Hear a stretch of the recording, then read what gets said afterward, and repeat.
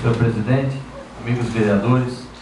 Isso é um pedido, inclusive já foi feito na outra gestão, se não me engano, pelo vereador Eduardinho e o Bugrão, fizeram esse pedido.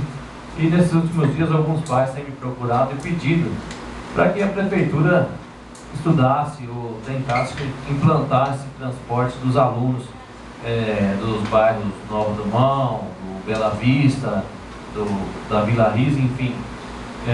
Esses foram alguns pais desses bairros que me procuraram e que realmente se faz necessário, né? Nem todo mundo tem condição de levar o filho às vezes na escola, né? Nem todo mundo tem às vezes um carro, né?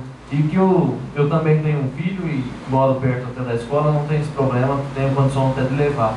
Mas eu vejo que a mochila também é muito pesada, são muitas apostilas, livros aí, prova que é o investimento que é feito na educação, mas cria esse problema com a dificuldade, né, para os mais jovens, né, os mais pequenos, estarem até se locomovendo na escola, tanto pelo peso e principalmente pela segurança, né. Realmente cabe aí ver-se com carinho, né. A gente sabe que a parte mais cara de tudo a prefeitura tem, que seria um micro-ônibus, né. A gente vê que tem micro-ônibus ali, às vezes até novo, até parado, então realmente, sim, dá uma encaixada aí com o pessoal, com os funcionários aí, para organizar isso aí, que eu acho que dá para fazer, e é importante que se faça. Nós vamos estar prevenindo, tanto na segurança e na saúde, com o peso das mochilas.